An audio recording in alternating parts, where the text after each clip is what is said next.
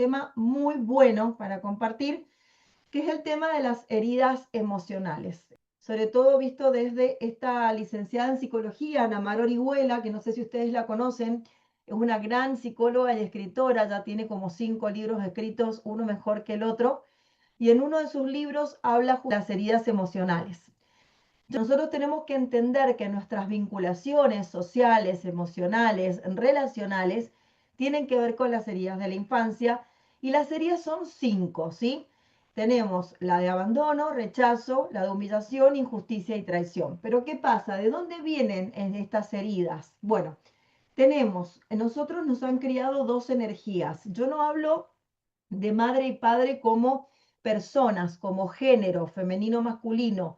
Hablo desde el lugar de las energías. ¿Por qué? Porque puede ser que yo haya sido criado por dos personas masculinos, ¿sí? Uno haya tenido la energía más del maternar, ¿sí? Porque ahora pasa con las parejas que son homosexuales.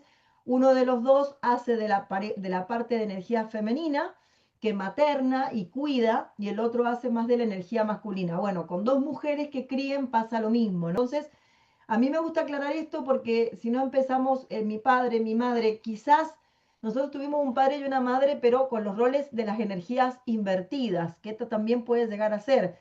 Hay muchos hombres que se quedan a maternar en la casa y sale a trabajar la mujer. Lo que yo quiero que ustedes vean es que desde el lado de la energía femenina, nosotros vamos a encontrar la conexión, la vinculación, la pertenencia y el amor, ¿no? Esto es como la parte positiva. Ahora, desde la parte negativa, ¿sí? Vamos a encontrar que si llegó a faltar alguna de estas cosas, la conexión, la vinculación, la pertenencia o el amor, vamos a encontrar una desconexión emocional en la persona, va a abundar de más, o sea, porque yo no tengo limitación en cuanto a lo que doy, o un sentirme excluido, ¿sí? Y esto va a poder formar dos tipos de heridas en mí, la de abandono o la de rechazo, ¿sí? Si la energía femenina que me crió tuvo una falta de conexión. Esto, ojo, puede ser algo real o no. ¿Por qué? Porque nuestro inconsciente, el cerebro límbico, el que registra la parte emocional, no va a diferenciar si esto es real o imaginario. ¿A qué me refiero con esto?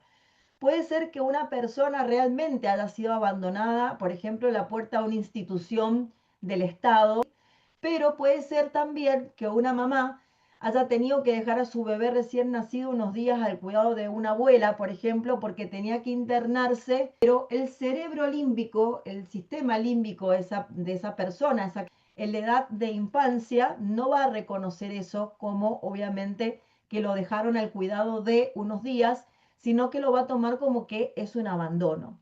Ahora, ¿qué pasa con estas heridas? Todos vamos a tener marcadas en mayor o menor medida alguna o todas estas heridas, pero por lo general se marcan dos más potentemente y otras dos más suaves.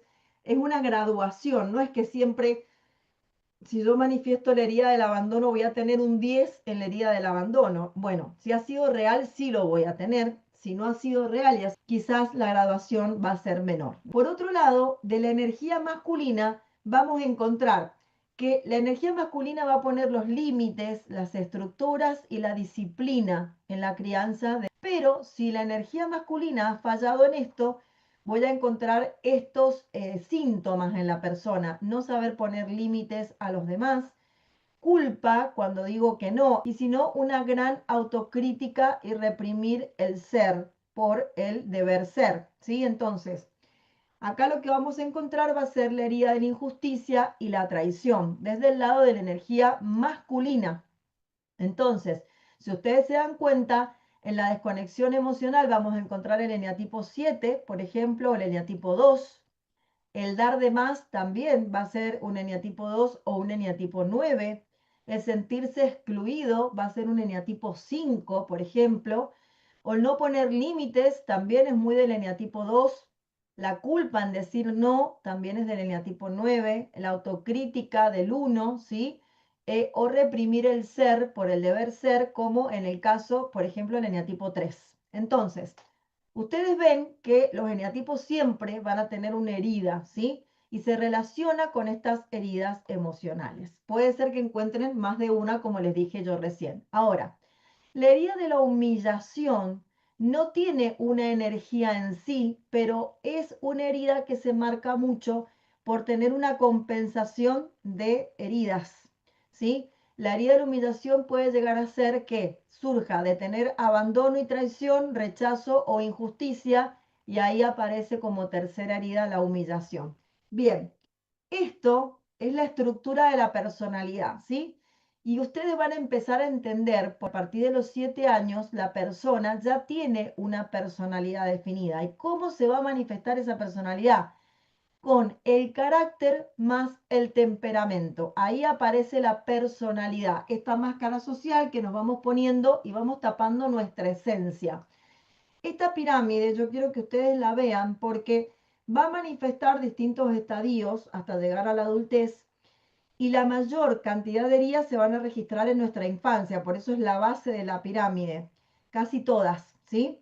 Pero también van a encontrar heridas en la adolescencia. Ahora, acá se registran las heridas, pero ¿qué pasa en la adultez y en la juventud? Se van a dar estas heridas en otras personas que nos las van a activar, ¿sí? O situaciones. ¿Qué pasa?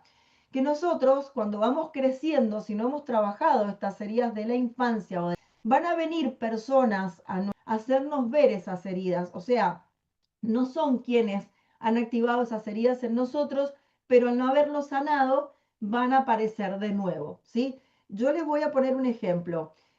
Una persona que con 43 años no sanó una herida, por ejemplo, de abandono de parte de su mamá, ¿no? Una pareja lo va a abandonar y va a reaccionar igual que reaccionó cuando tenía 5 años y su mamá lo abandonó. Esto es así, o sea, es como que volvemos otra vez a experienciar las mismas emociones. Lo que pasa que en el momento que pasan cuando somos adultos, hay una reacción exagerada, ¿sí? ¿Por qué? Porque volvemos para atrás en el tiempo, ya que el cerebro límbico no responde a esto de el paso del tiempo. Para el cerebro límbico todas las emociones están en el mismo tiempo. ¿Qué pasa en la adultez y en la juventud? Vamos a tener ciclos reiterativos de conductas, ¿sí? Cosas que repetimos una y otra vez. Por ejemplo, reaccionamos de la misma manera con nuestra pareja o nuestras parejas, situaciones o personas conflictivas, y uno dice, pero ¿cómo puede ser que esa persona haya tenido una pareja violenta y ahora aparece otra vez otra pareja violenta? Claro, porque nunca resolvió esa herida que le produjo encontrar inconscientemente una persona que le refleja esa herida. Emociones secundarias tapan las primarias. ¿Esto qué quiere decir? Que en realidad cuando yo sufro un abandono por una pareja, voy a estar llorando por ese abandono, pero no por el abandono de la pareja en sí. Yo voy a estar llorando por el abandono que hizo mi madre conmigo, y yo lo voy a tapar con esa otra persona, pero en realidad la herida primigenia fue el abandono con mi mamá. Cuando yo soluciono esa herida emocional, la cierro, ya ninguna otra persona la vuelve a abrir porque yo ya la trabajé. Entonces solté esa herida emocional. Otra licenciada en psicología, la licenciada Burdo, que en realidad es ella quien arranca con esta temática de las heridas.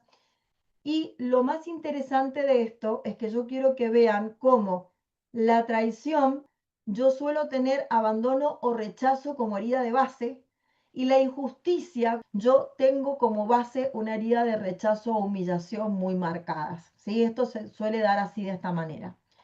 ¿Qué pasa? Que cuando yo me amo, ¿sí? De la misma manera que yo me amo a mí mismo, voy a notar que me aman los demás, o los demás me van a amar de la misma forma que yo me amo. Esto, cuando yo elijo conocerme a mí misma, sanar mis heridas, ponerme en primer lugar, entonces voy a encontrar relaciones sanas. Me van a amar de la misma manera, me van a poner en primer lugar, me van a amar de la misma forma que yo me amo. Pero, ¿cuál es el tema? Que cuando yo no sane las heridas, voy a encontrar siempre personas que me reflejen esas heridas. Entonces, ¿cuáles son esas formas de manifestar el dolor en estas heridas? Bien, ¿qué es lo interesante de acá?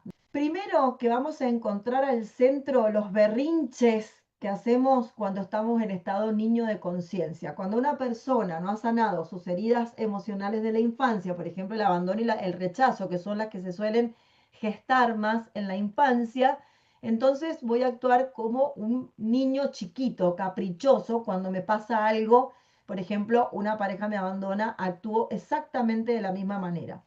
¿Qué pasa? Que cuando yo estoy en el estado adolescente, voy a entrar en rebeldía, sobre todo cuando hay una herida de injusticia o traición, porque esas son más las heridas que se marcan en la adolescencia.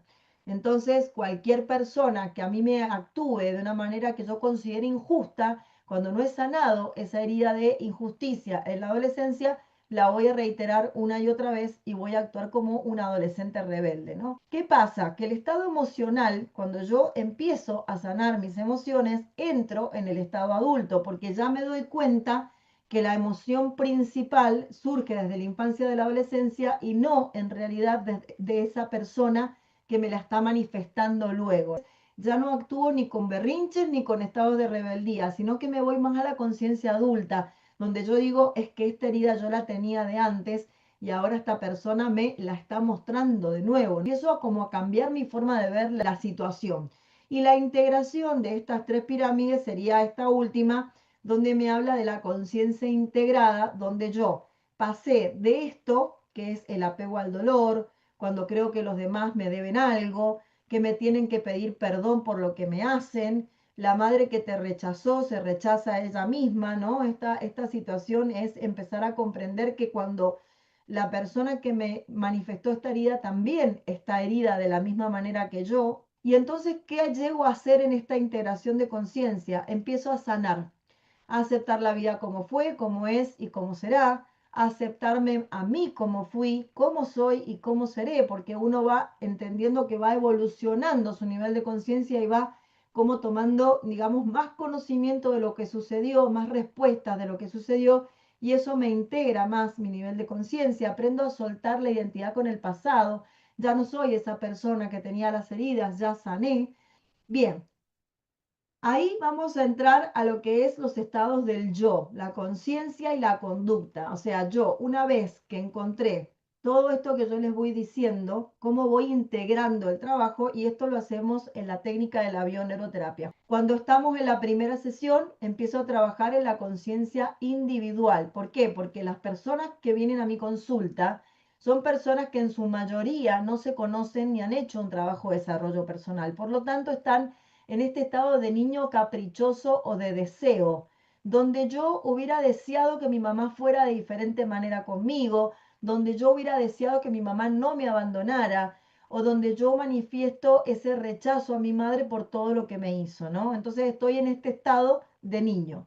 ¿Qué pasa? Que cuando yo empiezo a trabajar en las técnicas de la primera sesión, vamos a empezar a entrar en el estado adolescente, donde yo empiezo a entender un poco más cómo actuaron mis padres, porque ellos también tenían padres que actuaron de la misma manera con ellos y ellos no tenían herramientas para hacerlo de diferente manera. Entonces, ya no tengo tantos estados de capricho o de reclamación, sino ahora me revelo en todo mi pasado y quiero ser totalmente diferente a lo que fueron mis padres conmigo. Entonces estoy en ese estado de rebeldía absoluto.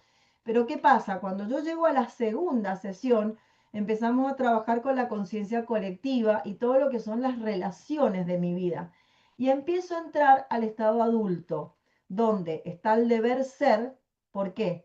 Porque el estado adulto es el que te dice qué es lo que debería haber sido y no fue. Entonces, entro en una lucha entre mi ego y mi esencia, pero estoy siempre en estado presente, ¿no? Entonces yo me empiezo a autoconocer y me doy cuenta que tengo ese ego que a mí me hace actuar de determinada manera que no está buena, ¿no? Lo empiezo a reconocer, pero también entiendo que hay una esencia y que yo puedo ir hacia esa esencia para no estar en permanente lucha en el ego, ¿no? Entonces me empiezo a descientificar de ese ego y me empiezo como a adentrar más en mi esencia.